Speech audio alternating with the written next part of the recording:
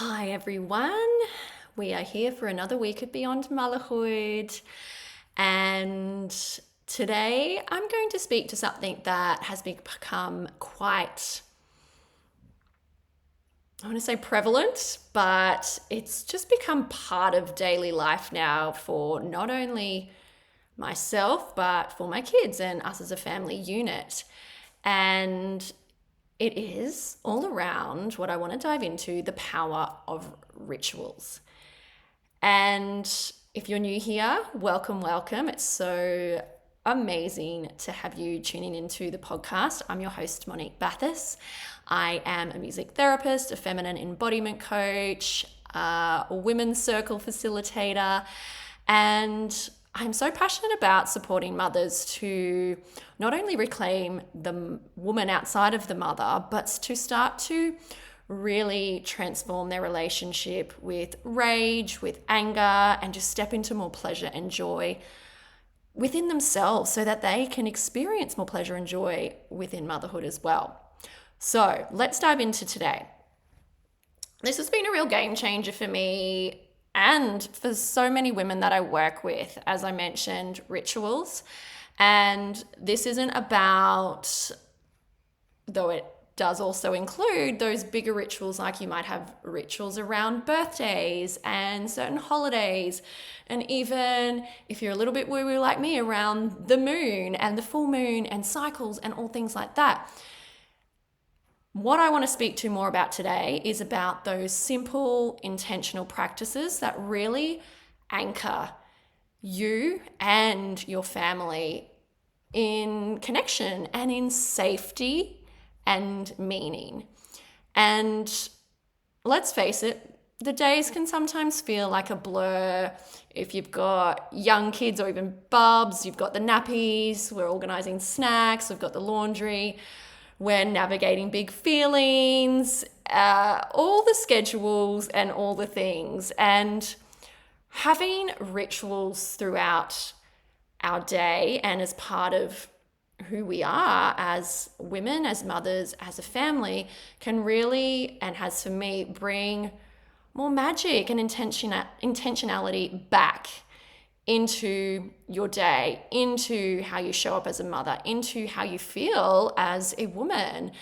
And they matter so much for our kids as well. And I'm not just talking about routines, like you do the bedtime routine, the morning routine, like yes, that can be part of it, but rituals for me go a little bit deeper than that. They're really, for me, about having a deeper connection. And as I said, being really intentional about these practices that you do that can really deepen connection and have things run a little bit more smoothly, what I find, and bring you back to the present moment as well, which can be so difficult at times. We live in our head a lot.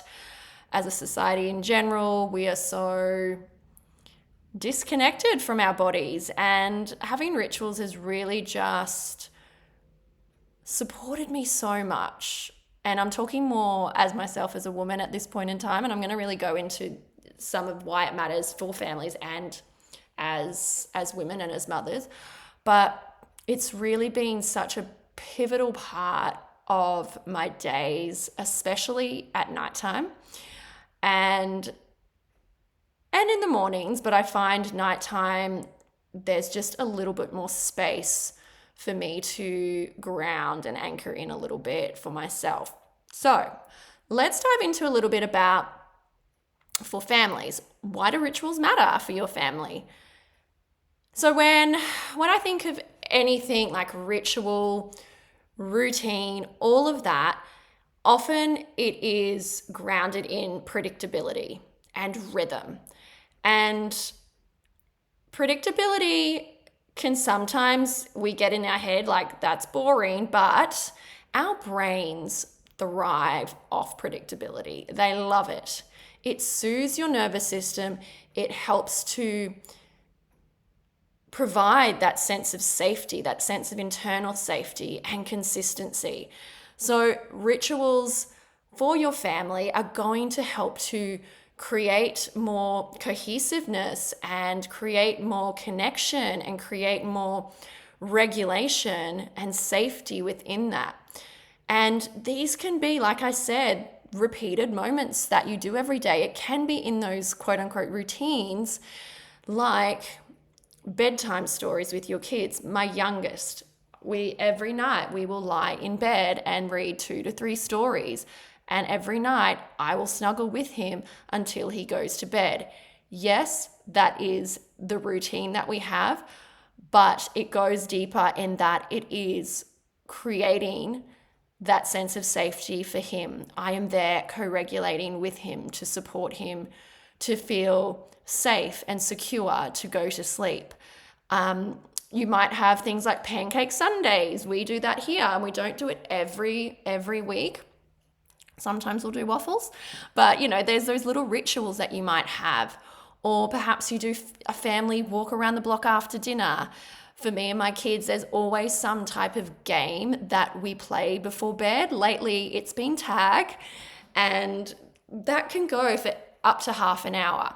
And that is not only a great way for them to wind down and get any excess energy, but it is this source of connection that we have together, playing together, connecting in this way. We're all present. There's no distractions. It's this ritual that we have, and it becomes this little anchor of connection in what can sometimes feel like chaos. Am I right? Chaos. We can feel like overwhelmed and things can feel chaotic and we're always on the go, go, go, go, go. So having these rituals to just anchor everyone back in to ground you.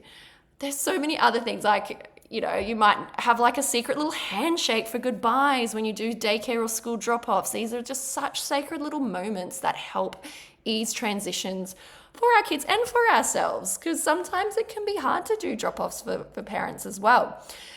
And for kids, they can really help to, and what I find, reduce power struggles when something is kind of just weaved into the fabric of what we do as a family.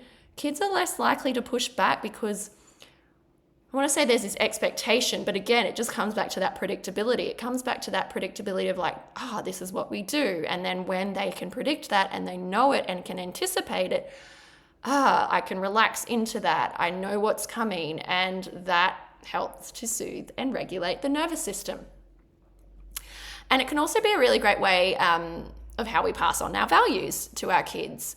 And like I said, it doesn't necessarily have to be big religious holidays, although it can be, and it can be different cultural events. But it could be like a bedtime affirmation. I do affirmations with my kids. Look, we don't actually do it every night anymore. It used to be like something we do every night, but I give them the option. Do you want to do affirmations tonight? It might be more of a spiritual ritual that you do. And that's kind of just passing on these values to your kids. And that can also be a legacy in itself, right?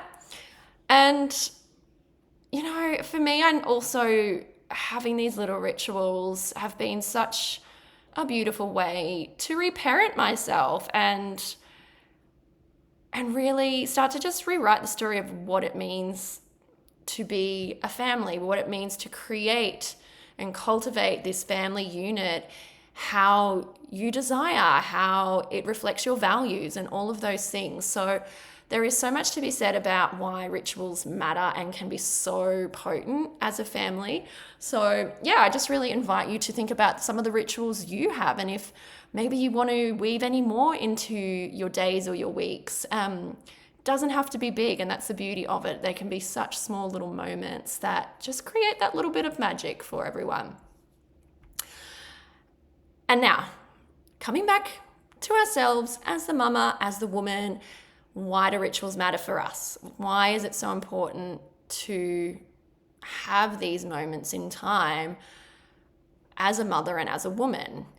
Well, it goes without saying, we pour so much into our kids, into our families. It can be easy just to forget about ourselves and go through the day, and all of a sudden it's the end of the day and you're like, I'm exhausted, I'm just going to go to bed.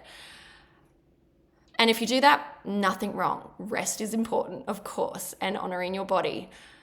And personal rituals can be just your way home. It's just, it's hard to just put into words because it is just so much, for for me about just returning to my body, connecting with myself, connecting with my breath, connecting with my joy, connecting with my pleasure, all of those things. And again, a lot of the time it is just those small little moments throughout the day. In the mornings, for me, that making of the coffee, sometimes, yeah, it may be a little bit more rushed than normal, than what I'd like. When I have the space and time to draw it out, I notice the smells. I notice that first sip of coffee. And I mean, I always notice that. That is the ritual there for me. But when I grind the beans every few days, when I put it on the pot, on the stove, and, smell the aromas of the coffee, that is my ritual. For you, it might be tea, like having that cup of tea in silence before the kids wake up, or cacao, whatever your beverage of choice in the morning is. Can be those moments dancing in the kitchen. Like, that's such a ritual for me these days when I'm making dinner, like putting music on, dancing. Sometimes the kids will dance along, or they'll just give me these strange looks like, what are you doing? Although they're quite used to it now. And other times it's with headphones on and I'm just dancing while the headphones are on.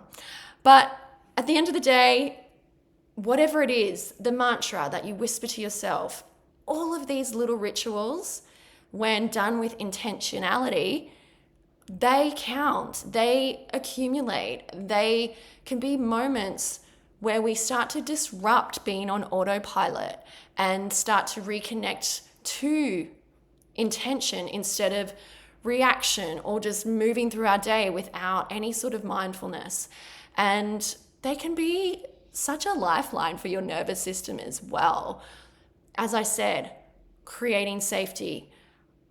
It can really start to, having these rituals signal to your body, I am safe, I am here, I am present in this moment, I am allowed to pause and soak this up.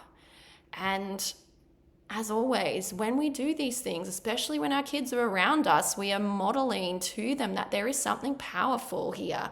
There is something powerful in resting, in taking the time to make your cup of coffee, in finding joy in dancing around the kitchen while you're making dinner, in showing them that women, mothers, matter as well. And so then they grow up, they know that they matter as well, that their desires and their those little moments, they can make a huge difference in your day, especially when you're feeling stretched thin, especially when you might be, having a stressful week, or there's some tension going on with your partner, or the kids are having a rough time at school, or whatever it is. You are modeling that I matter. These moments are important. There is so much magic in them. And if we're being real, like, motherhood can feel like you're constantly meeting everyone's needs. And sometimes just having these rituals, it can almost be like this little protest. Like, you're just like, this is my sacred time. Like, suck it. Like, yes. Screw the patriarchy, so to speak. But yes, they can be so sacred. And that is another word that always comes to mind. Like, these are my sacred moments, even if it's for 30 seconds. And, I've given you some examples, and I could rattle off so many examples about what a ritual could be. But at the end of the day, it just comes back to you, your family, what you value, what is important for you, and what can actually support you in coming back to center, coming back to the present moment, and just really soaking that up. So it's not necessarily about needing more time, because let's be honest, time can feel really stretched when we're mums. What we need is intention in what we do. And as I said, a ritual, it doesn't have to be long. It's yours, and that's all it has to be. It just has to be yours. So just pick a moment in your day this coming week and just give yourself just that little bit of extra care, attention, and just pour your heart into that moment every day. You might want to pick something in the morning. You might want to pick something at night. Like, for me at night, it's reading a book. Like, that is important to me. That is my ritual before I go to bed, and having a cup of tea.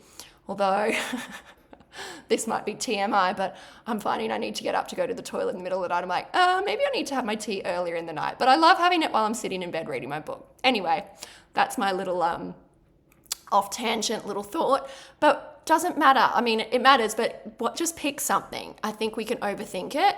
Just pick one thing. It can be something you already do. How can you do it with more intention and with more heart and make it a little bit more sacred and soak that up? One thing for yourself, maybe one thing with your family. And these rituals over time become the threads that hold us together as mothers and as women and as human beings who are craving something more than just living day to day, surviving, just getting through all of those things.